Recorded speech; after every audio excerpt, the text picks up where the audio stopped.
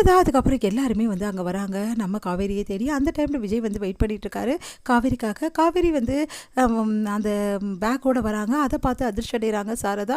அவ்வளோதான் வந்துட்டு அடி அப்படின்னு சொல்லிட்டு அழறாங்க. அதை கேட்டு வந்து அதிர்ச்சி அடைகிறாங்க நம்ம வந்து காவேரி. என்னம்மா ஆச்சு அப்படின்னோடனே எனக்கு எல்லாம் தெரிஞ்சு போச்சு, எங்களுக்கு நீங்கள் 2 பேரும் அக்ரிமெண்ட் முறையில் தானே மேரேஜ் பண்ணிக்கங்க, அந்த விஷயமும் தெரிஞ்சு போச்சு, 1 வருஷம் தான் வேலிட்டி, அதுவும் எங்களுக்கு தெரிஞ்சு போச்சுன்னு சொல்லிட்டு எல்லாருமே சொல்கிறாங்க. அதை கேட்டு 2 பேருமே வந்து அப்படியே அதிர்ச்சியாக பார்க்குறாங்க. சாரதா வந்து இப்படி பண்ணிட்டேடி, உன் வாழ்க்கை இப்படி கெடுத்துக்கிட்டே, உனக்கு என்னடி இப்போ 1 வருஷத்தில் என்னடி இந்த வாழ்க்கை, இதெல்லாம் ஒரு வாழ்க்கையாடி, ஏன்டி இப்படிலாம் பண்ண, இந்த தம்பி ஏன்டி இப்படிலாம் பண்ணிச்சு, உன் மேலே அவ்வளோ நம்பிக்கை வச்சுருந்தேனேப்பா, இப்படி பண்ணிட்டியேப்பா அப்படி சொல்லிட்டு விஜயம் கேட்குறாங்க.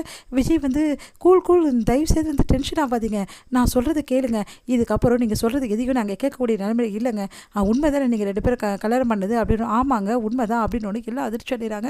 அதுக்கப்புறம் என்ன பேச சொல்கிறீங்க, அதான் என் அக்கா விரட்டி அனுப்பிச்சிட்டிங்களே, இதுக்கப்புறம் பேசுறதுக்கு எதுவுமே இல்லை அப்படின்றாங்க யமுனா. உடனே வந்து இப்படி பண்ணிட்டீங்களே, உங்களை பார்க்கல இப்படி பண்ணுவீங்கன்னு சொல்லிட்டு அப்படின்னு சொல்லிட்டு எல்லாருமே பேச ஆரம்பிக்கிறாங்க. இந்த சூழ்நிலை தாத்தா வந்து என்ன ஆச்சு அப்படின்னு சொல்லிட்டு ஓடி வராரு. ஓடி வந்து சொன்னால் கேளுங்க, இந்த விஷயம் எனக்கு முன்னாடியே தெரியும், இவங்க 2 பேரும் வந்து இப்போ அப்படி கிடையாது, இவங்க 2 பேரும் வந்து சண்டையெல்லாம் போட்டுக்க மாட்டாங்க, இது 2 பேரும் பிரிய மாட்டாங்க, நீங்கள் கவலைப்படாதீங்க அப்படி சொல்லிகிட்டே இருக்கும்போது கரெக்டாக அங்கே வந்துடுறாரு பசுபதியும் அவங்க கேங்கும். அவங்க வந்து மேன்மென்னும் வந்து குழப்பி விட்டுறாங்க. இந்த மாதிரி இவங்க 2 பேரும் வந்து இந்த மாதிரி மேரேஜ் பண்ணது காரணமே பணம் தான், காவேரி வந்து பேராசைப்பட்டு பணத்துக்காக தான் இப்படி பண்ணியிருக்கா அப்படின்னு சொல்லிட்டு காவேரி காவேரியும் வந்து ரொம்ப மோசமாக பேசுகிறாங்க. காவேரி குடும்பம் தான் பின்னாடி இருந்து இந்த மாதிரி பண்ணியிருக்காங்க அப்படின்ற மாதிரி விஷயத்தெல்லாம் சொல்கிறாங்க. அதெல்லாம் கேட்டால் அவங்க கதறி அழுறாங்க. இதை பார்த்து தாத்தா டென்ஷனாக எல்லா உண்மையும் சொல்லிடுறாரு. இந்த மாதிரி காவேரியை வந்து அவங்க தங்கச்சியை வந்து காப்பாற்ற தான் இதெல்லாம் பண்ணான்னு சொல்லிட்டு அதை கேட்டுட்டு அவங்க அம்மா எல்லாருமே அதிர்ச்சி அடைகிறாங்க. இதுக்கப்புறம் என் பொண்ணு கஷ்டப்பட வேணாம்னு சொல்லிட்டு அவங்க கூட்டிகிட்டு போகிறாங்க.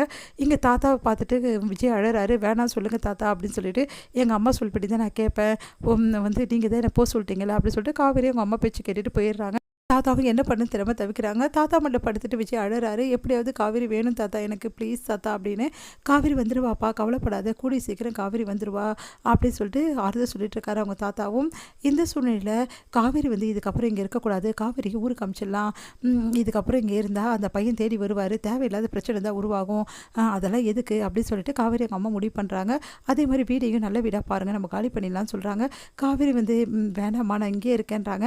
இவ்வளோ நாள் வந்து நீ சொன்னதில் நான் கேட்டேன் இல்லடி, இப்போது உன் வாழ்க்கையில் நான் சொல்கிறது நீ கேளுடி அப்படின்னு அவங்க அம்மா சொல்கிறாங்க.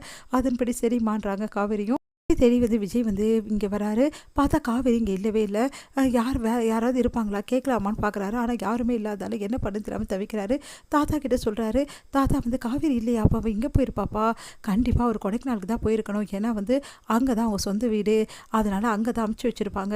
நீ காவேரியை வந்து சமாதானப்படுத்தணும்னா கொடைக்கானல் போயிடு, அங்கே போய் காவேரியை சமாதானப்படுத்து, அவகிட்ட கெஞ்சி கேட்டு எல்லா உண்மையும் சொல்லு, கண்டிப்பாக காவேரி உன்னை ஏற்றுப்பாப்பா அப்படின்னோடனே, நிஜமாகவே தாத்தா இது நடக்குமா தாத்தா, கண்டிப்பாக நடக்கும், காவேரி வேற இப்போ தனியாக இருக்கா, அவங்க வீட்டில் எல்லாரும் இங்கே இருக்காங்க, அதனால எந்த பிரச்சனையும் வராது, நீ காவேரி கிட்ட எல்லா விஷயத்தையும் சொல்லு, நடந்த விஷயத்தை எல்லாத்தையும் ஒன்று விடாமல் சொல்லு விஜய், கண்டிப்பாக காவேரிக்கு எல்லா மனசு மாறி உன் கூட கண்டிப்பாக சேருவா அப்படின்னோடனே, தாத்தா எனக்கு உண்மையிலே ரொம்ப சந்தோஷமாக இருக்குது தாத்தா, இதெல்லாம் நடக்குமா தாத்தா அப்படின்னா, கண்டிப்பாக நடக்கும்பா அப்படின்னு சொல்லி சொன்னோன்னே, சரிங்க தாத்தா அப்படின்னு சொல்லிட்டு விஜய் வந்து கிளம்புறாரு.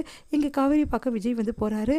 அங்கே போயிட்டு காவேரி கிட்ட வந்து எல்லா விஷயத்தையும் பேசணும், காவேரி கிட்ட வந்து மனசு திறந்து எல்லாத்தையும் சொல்லணும், அப்போ காவேரி கண்டிப்பாக எல்லாத்தையும் புரிஞ்சுப்பா, காவேரி இதுக்கப்புறம் நீயும் நானும் பிரியவே கூடாதுடி, இப்போ உன்னை கூட்டிகிட்டு வந்துட்டுவேன் நான் அப்படின்னு சொல்லிட்டு சந்தோஷமாக வந்து கிளம்பி போயிட்டுருக்காரு விஜய்.